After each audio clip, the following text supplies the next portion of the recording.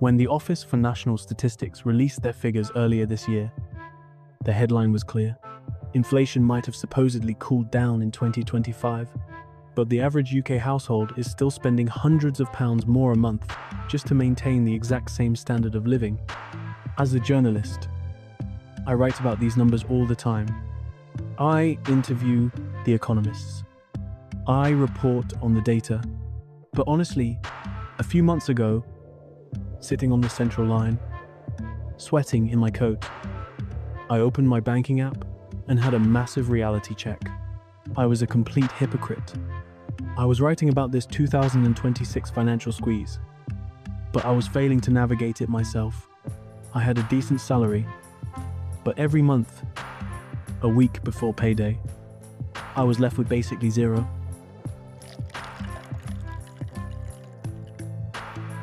I felt this constant, low-level anxiety.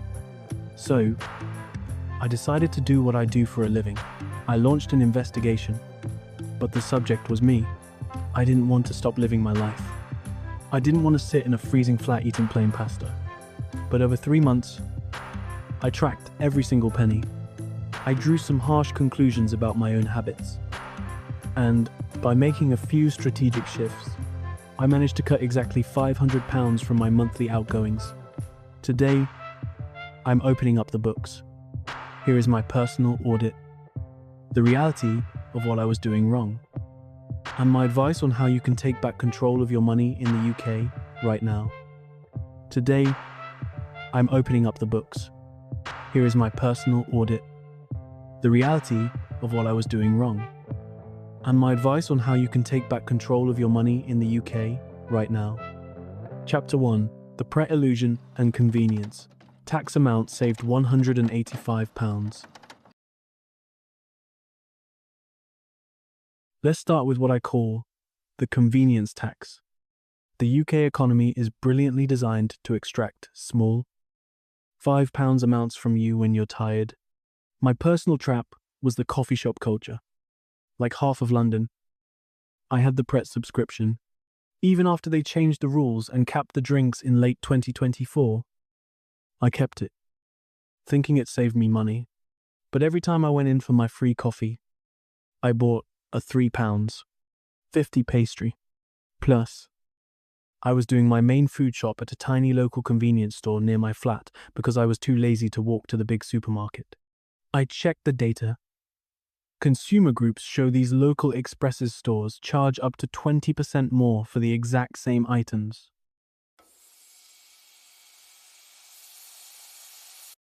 The government said food inflation dropped in 2025, but my grocery receipt clearly didn't get the memo. I was paying a massive premium just because I lacked planning. So here is my advice to you. Do a brutal 3-month look back on your banking app. Find your convenience tax. For me, I cancelled the coffee sub, deleted delivery apps, so I physically couldn't order a late-night pad thai, and forced myself to do one big, planned shop at Aldi every Sunday. It sounds so basic, I know, but treating my food and coffee as a planned expense rather than an emotional reaction saved me £185 a month. Chapter 2. Fighting. The loyalty penalty amount saved £120. Chapter 2 is about the most boring but lethal drain on your money bills. In the UK, loyalty is punished. It's a well-documented fact. Telecoms and insurance companies offer great intro deals, and the second your contract ends, they jack up the price. I looked at my phone bill. I was paying £45 a month to a major network because I just let it roll over. Worse, I was about to get hit by those infamous April mid-contract price hikes where broadband companies slap an extra 4% to 8% on your bill legally. I also checked my energy. Even with Ofgem tweaking the price cap again this January, my direct debit was huge. My conclusion: being polite and passive in the UK consumer market costs you thousands. Set a calendar alert for 1 month before any contract ends. Before the April hikes hit, I spent 45 minutes on the phone with my broadband provider. I politely told them I was leaving for an altnet competitor. Magically, the retention team halved my bill. I swapped my £45 phone contract for a £12 SIM-only deal that uses the exact same 5G network. Also, check your combi boiler. Most in the UK are set to an 80-degree flow temperature.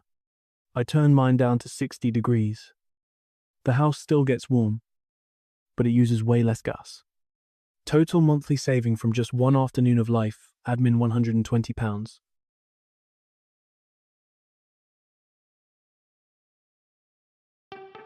Right after the latest March rail fare increases, commuting has become painfully expensive. When I looked at my TfL Transport for London history, I was embarrassed. I was tapping my Oyster card for 1 5-minute journeys that I could easily walk, just out of pure habit. I was treating public transport as the default, rather than an option. My advice: break the autopilot. I made a strict rule: if a journey takes less than 30 minutes to walk, I walk. Period. It's better for my health anyway. Next, if you use the train more than 3 times a year, buy a rail card. Yes, it costs £30 up front, but it saves you 1/3 on every fare. And finally, take advantage of the £2 bus fare cap in England while it's still around. Swapping just a few tube or train rides for a bus or a walk kept £95 a month in my pocket.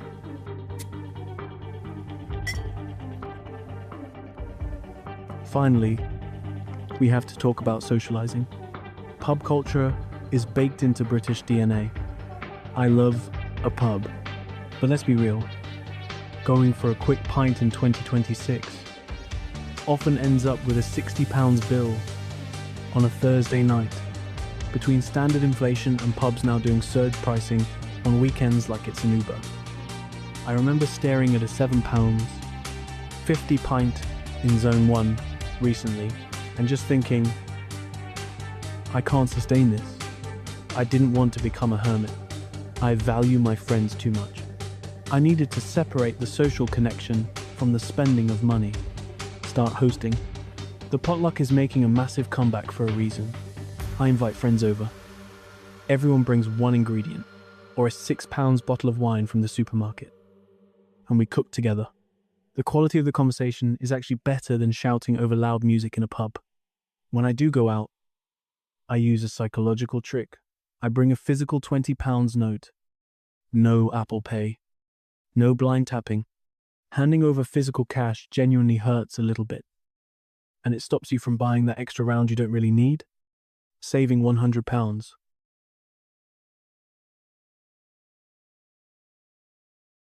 So, £500 a month. That's £6. 000. A year of my own hard-earned money that I get to keep. Doing this audit didn't make my life smaller. It actually removed that heavy, low-level financial dread I was carrying around. The UK economy is tough right now, and the system is largely designed to make you spend passively. The biggest lesson I learned is that you have to become an active spender. I'd love to hear from you. What is one specific thing you've changed to navigate the cost of living in the UK right now? Share your best advice in the comments below. I read all of them and I learn a lot from you guys. If you found this honest breakdown helpful, hit subscribe. Let's keep navigating this together. See you in the next video. So that the reality the Scott Rye but keep going. How you manage your podcast? Type in the comment.